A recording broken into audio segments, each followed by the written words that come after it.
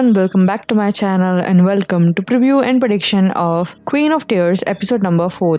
तो guys Indeed episode number 3 first 2 episode से काफी अच्छा था। मतलब फर्स्ट 2 एपिसोड्स भी काफी अच्छे थे, but as compare to first 2 episode मुझे 3rd एपिसोड काफी एंगेजिंग और हुकिंग लगा। जैसे जैसे स्टोरी आगे बढ़ते जा रही है, हमें धीरे धीरे पता चल रहा है कि हेइन के फैमिली में कितने सारे स्नेक्स है। मतलब उसके ग्रैंडफादर की जो फिलहाल लिविंग गर्लफ्रेंड है उसका भी कुछ तो झोल है। दूसरा उनसंग पता नहीं क्या इंटेंशन लेके हेइन के लाइफ में रिटर्न आया है। सो फार तो हमें यही दिख रहा है कि वो हेइन को अभी तक लाइक करता है and he want her back, but उसके सिंपल ये इंटेंशन नहीं है। हमें एपिसोड नंबर 3 में ही पता चला कि उनसंग के कुछ तो टाइज है उस फैमिली की जो पर्सनल सेक्रेटरी है उसके साथ, और वो दोनों मिलके कुछ तो कर रहे हैं। और तो ये सेक्रेटरी हेइन के मदर के साथ भी मिलके कुछ कर रही है। मतलब अभी हमें क्लियरली पता नहीं है कि हर कैरेक्टर का एम क्या है, लोगों को हेइन की फैमिली और हेइन से चाहिए क्या। ये हमें धीरे धीरे अपकमिंग एपिसोड में ही पता चलेगा। सो फार 3 ही एपिसोड हुए हैं और बहुत सारी स्टोरी जो है वो अनफोल्ड हो चुकी है इस ड्रामे में। स्पेशली ह्यून संग की जो स्टोरी है वो हमें काफी इंटरेस्टिंग लगने वाली है। वो पक्का साइकोटिक है, वो पक्का बुरे इंटेंशन के साथ हेइन के लाइफ में रिटर्न आया है, बिकॉज उसको ऑलरेडी पता है कि ह्योनबू और हेइन का रिलेशन अभी अच्छा नहीं है। तो फिलहाल उनसंग का जो मेन एम है वो है टू एक्वायर क्वींस ग्रुप, और वो सिर्फ एक ही तरीके से पॉसिबल है बाय मैरिंग हेइन जो फिलहाल ह्योनबू से मैरिड है। बट क्योंकि उसे पता है कि दोनों का रिलेशन अच्छा नहीं है, तो यही हमें अपकमिंग एपिसोड में देखने के लिए मिलेगा कि किस तरीके से उनसंग स्टेप्स लेगा ह्योनबू को ओवरशैडो करने का हेइन के लाइफ में। तो ये सब थे top glimpse of episode number 3। Now शुरू करते हैं एपिसोड नंबर 4 का preview and prediction of queen of tears. तो एपिसोड नंबर 3 एंड हुआ था जब ह्योनवू ट्राई करता है हेइन के मोबाइल से उसके सिस्टर का, उसके डम सिस्टर का वो मैसेज जिसने सेंड किया था उसे डिलीट करने का। तो इसी प्रोसेस में हेइन जो कि ड्रंक होती है उसका हार्ट थोड़ा फ्लटर होता है और वो ह्योनवू को किस कर देती है। तो इसी का कंटिन्यूएशन होगा नेक्स्ट एपिसोड में। तो नेक्स्ट एपिसोड में हमें ये देखने के लिए मिलेगा कि ह्योनवू विल प्ले अलोंग ताकि वो हेइन का मोबाइल जो है वो अकेले में लेके उसे डिलीट मार पाए। बट किस करने के बाद भी वो मौका नहीं मिल पाएगा उसे कि वो उसका सेलफोन लेके उस मैसेज को डिलीट कर पाए। तो इसीलिए वो उसके रूम तक जाएगा और ये सारी चीजें देख के हेइन को गलत मैसेज मिलेगा कि ह्योनवू को प्रॉब्ली किस से ज्यादा चाहिए और मे बी उसका इंटेंशन उसके साथ मे बी नाइट स्पेंड करने का है। तो हेइन ये सारी चीजें रॉन्गली गेज करेगी, बट रियलिटी में हमें पता है ह्योनवू का मेन एम होता है उस मैसेज को डिलीट मारने का। तो मुझे लग रहा है कि गुड चांसेस है ह्योनवू नेक्स्ट एपिसोड में उस मैसेज को सक्सेसफुली डिलीट मार दे।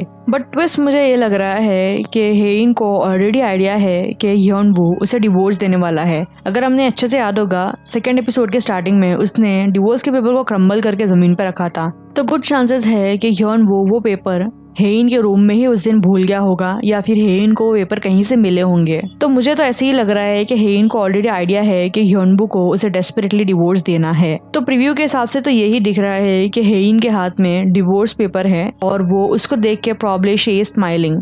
और नेक्स्ट एपिसोड में या फिर अपकमिंग एपिसोड में मुझे लगता है कि हेइन सामने से ह्योनबू को डिवोर्स देने के लिए बोलेगी।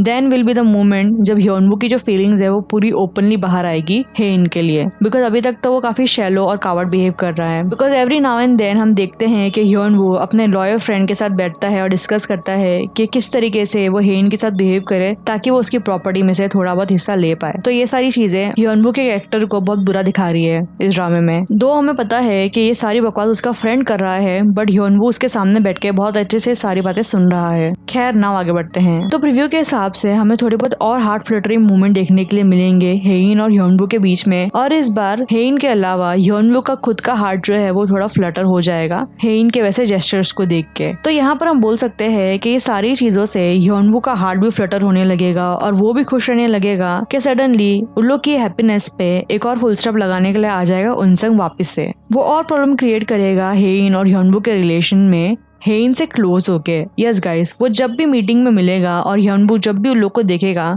वो देखेगा कि हेइन से उनसंग बहुत ही ज्यादा क्लोज होने का ट्राई कर रहा है एंड हेइन को कोई ऑब्जेक्शन नहीं है, बिकॉज इन रियलिटी हेइन को एक प्योर बिजनेसमैन बताया है। अगर वो थोड़ा बहुत हंस के उससे अपना काम करवा सकती है तो हेइन वही इंटेंशन के साथ उनसंग से हर बार मिलेगी नेक्स्ट एपिसोड में। बट ये सारी चीजें देख के ह्योनबू को एवरी टाइम वो जेलस फील करेगा और उसे बिल्कुल भी नहीं अच्छा लगेगा दोनों का मीटअप। इसके अलावा प्रीव्यू के हिसाब से हम नेक्स्ट एपिसोड में देखेंगे कि ह्योनबू धीरे धीरे हेइन की चीजों को लेके और सेंसिटिव होते जा रहा है, भले वो एक्टिंग कर रहा हो या फिर वो एक्टिंग बोल के उसकी रियल फीलिंग को एक्सप्रेस कर रहा हो।